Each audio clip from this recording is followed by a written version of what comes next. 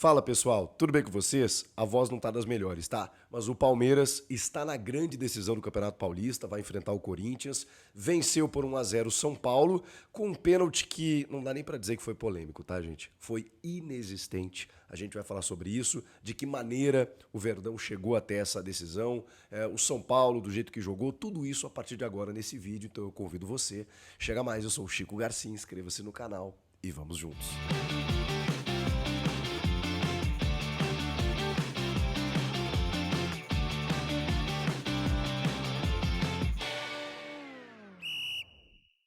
Fala mais próximo do microfone aqui, né, para ser entendido, porque a voz deu aquela falhada, né? Mas tudo bem, vamos lá.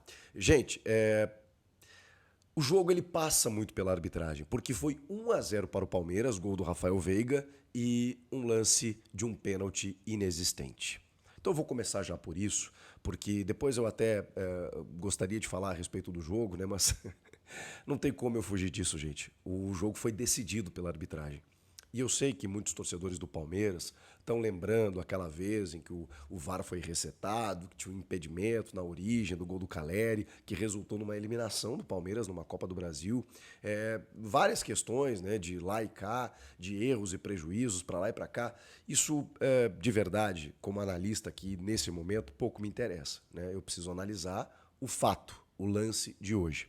E o lance de hoje, primeiro, ele tem o Flávio Rodrigues de Souza, que é o árbitro de campo, muito, mas muito distante da jogada. Muito distante. Inclusive no quadro mais aberto que você tem do lance da suposta falta, ele não está nem no quadro. Você não acha o Flávio Rodrigues de Souza, ele está quase na linha divisória do gramado, sendo que é uma saída de bola em que essas jogadas elas podem acontecer e o árbitro simplesmente está muito distante. Então é óbvio que ele não tem a melhor visão da jogada. Ele vê o lance uma vez, uma única vez, e acaba demorando um pouquinho até confirmar a penalidade. Tem uma saída errada entre o goleiro Rafael e o Arboleda. O Arboleda escorrega, o Vitor Roque toma a frente. Quando ele dá o tapa, o Arboleda faz a menção de fazer a alavanca, mas ele retira a perna. Quando ele retira a perna, o que tem é o Vitor Roque projetando o seu corpo e a sua perna esquerda em direção à perna do Arboleda, provocando o contato. Gente, é uma simulação, é uma tentativa de cavar a falta muito, muito clara do Vitor Roque. Ele dá o tapa e ele se projeta antes de um possível contato, que acho que até aconteceu. E por conta desse contato, o árbitro de vídeo, Rodrigo Guarizo do Amaral, não recomenda a revisão. Na minha opinião, um erro, porque digamos, diretriz do protocolo do VAR prevê que haja uma conversa, eu estou curioso por esses áudios, entre o campo e a cabine do VAR. Normalmente, o árbitro de campo, ele passa aquilo, ele relata aquilo que ele está vendo. E se há uma divergência muito clara com o que o campo viu em relação ao que as imagens mostram, é obrigação do VAR chamar para revisão. Então, mesmo que haja o contato e a gente possa entender como um lance interpretativo, ele não é. Porque provavelmente o árbitro de campo, ele sugeriu ou ele viu uma alavanca que não aconteceu. Então, no momento em que o árbitro de campo talvez tenha relatado essa alavanca, esse calço, uma falta, quando o VAR, com todas as imagens disponíveis, verifica o que todos nós estamos vendo, que o Vitor Roque projeta o seu corpo antes do contato, você já não caracteriza a infração. Já não existe a infração aí. Então, exatamente por isso, pelas imagens mostrarem o Vitor Roque se jogando, buscando esse contato, indo em direção à perna do Arboleda, é que não existe essa alavanca, não existe essa infração. No mínimo, uma revisão deveria acontecer para que o Flávio tivesse a oportunidade de ver esse lance no monitor, já que ele estava a 40 metros, mais ou menos, do local da falta, da suposta falta. Então, se ele vai ao vídeo, ele tem esse ângulo que a gente viu, que todo mundo viu, tem um outro ângulo que o VAR, depois de checar, mostrou que é um ângulo por baixo, que, gente, a minha ainda não prova nada, porque por mais que haja o contato, talvez, com a perna do Arboleda, que está sendo retirada, e para muitos, ok, não deu tempo dele retirar, a projeção do Vitor Roque ela já aconteceu antes. Ele já buscou esse contato. Ele já se jogou em direção à perna do Arboleda. Então, não faz muita diferença se tocou ou não tocou, porque quem busca a falta é o atacante. E quando isso acontece, não é falta. É simples assim. Exatamente por isso, o Flávio Rodrigues de Souza, se fosse ao VAR, teria essa oportunidade. Agora, eu não sei também se ele modificaria a sua decisão, se ele voltaria atrás, porque esse mesmo árbitro de São Paulo, que é da FIFA, na primeira rodada, primeiríssima rodada do Campeonato Brasileiro de 2024, ele apitou um Vasco e Grêmio no Rio de Janeiro. E teve um pênalti claríssimo, claríssimo, com um toque de mão dentro da área. Ele foi chamado ao VAR. Indo ao VAR, ele comunicou ao estádio inteiro por um intercomunicador, dizendo que o toque de mão foi acidental. O que aconteceu? A comissão de arbitragem entendeu que ele errou e ele pegou uma geladeira na primeira rodada. Todo mundo viu que foi pênalti. Na primeira rodada, ele foi para a geladeira. Voltou muito tempo depois. O Rodrigo Guarizo do Amaral também pegou uma geladeira mais para o final do campeonato, por ter sugerido um pênalti num jogo do Vitória em que nada aconteceu. Então, assim, eles costumeiramente, essa dupla, eles vão para a geladeira e voltam. Algo de errado não está certo, não é mesmo? Enfim, e essa dupla foi a escolhida para apitar essa grande semifinal entre Palmeiras e São Paulo. É lamentável que a gente esteja falando sobre isso, porque o Palmeiras não precisa disso. E o jogo não precisava disso, em que a gente tivesse uma decisão pela arbitragem em que só vai se falar disso.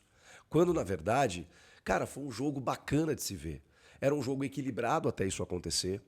Uma escalação ousada do São Paulo, do Zubeldia, né? Porque ele escala apenas o Alisson como marcador e o quarteto, Oscar, Luciano, Lucas e Caleri. Mas o Oscar por dentro e como um volante, um segundo volante, mas na verdade muitas vezes vindo buscar a bola no pé dos zagueiros para construir a jogada, às vezes atrás do Alisson, o Oscar. 3 zagueiros, né, o Arboleda, o Alan Franco pela esquerda e o Ferrarese pela direita, que funciona muitas vezes como lateral, inclusive mais para frente ele acabou se tornando lateral no jogo, quando o Cédric sai para a entrada do Ferreirinha, acho que foi isso que aconteceu, né? Exato. E aí depois o Ferrarese ainda sai para a entrada do Igor Vinícius. Mas são os 3 zagueiros, o Cédric e o Enzo Dias mais como alas, né, mas baixando para fechar uma linha de 5 também. O Alisson e o Oscar como volantes, e aí o Oscar bem recuado, né? Com o Luciano mais por dentro, o Lucas flutuando e o Caleri lá na frente. Uma escalação bem interessante, ousada e que surpreendeu o Palmeiras.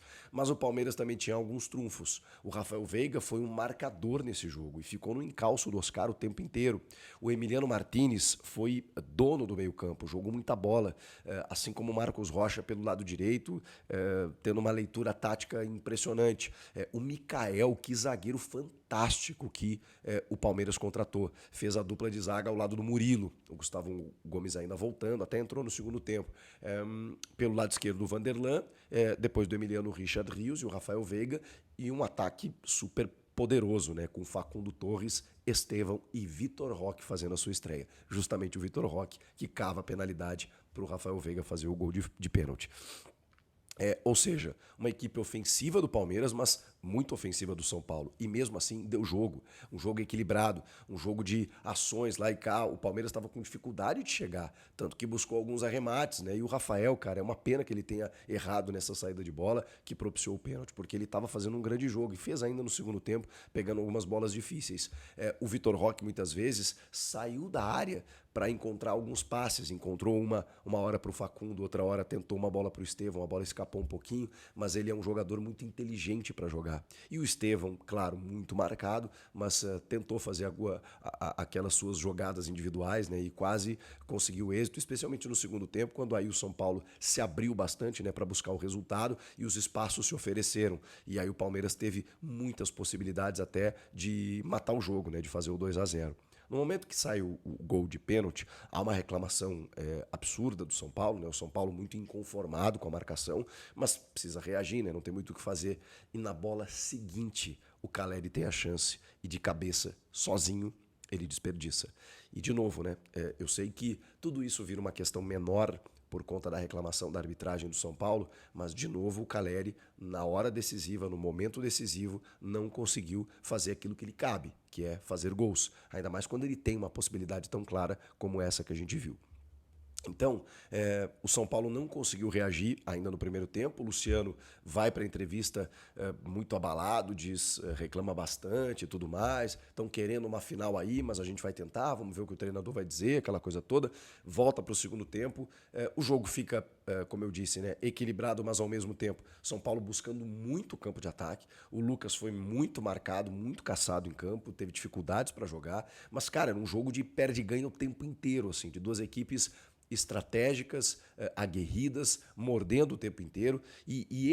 Essa era a tônica do jogo. Um jogo equilibrado no nível de Palmeiras e São Paulo, que fazem desse confronto um dos mais equilibrados dos últimos tempos. E por isso eu digo, é uma pena que nesse detalhe que decidiu o confronto seja justamente por uma questão de um erro, que é um erro de arbitragem que colocou o Palmeiras na grande decisão. Aliás, sexta final consecutiva, mais uma final de Abel Ferreira em busca do tetracampeonato, do time quase eliminado a um finalista, né, que vai decidir com o Corinthians em 2 jogos, no próximo domingo no Allianz Parque, a primeira final, depois para a data FIFA e o jogo da volta, a federação ainda vai decidir nos dias 26 ou 27 de março, né, no dia 26 ou no dia 27, a grande decisão na Neoquímica Arena. O Corinthians, pela vantagem da campanha, tem a primazia de decidir em casa. Serão 2 derbys absurdos, por tudo que envolve, por tudo que representa, por tudo que já está posto, pela rivalidade, pelas polêmicas, pelo Palmeiras ter sido quase eliminado, pelo Corinthians estar, não saberemos se ainda na Libertadores ou não, porque os dois decidiram um campeonato em 2020 pela última vez, porque lá atrás, em 19, o Corinthians foi tri e não conseguiu ser tetra justamente porque o Palmeiras interrompeu e agora acontece o contrário. O Palmeiras quer ser tetra. Será que o Corinthians vai interromper? Enfim, o que vocês acharam do jogo, da polêmica, se é que teve, do erro da arbitragem? Comentem aqui, inscreva-se no canal, eu volto na próxima. Tchau!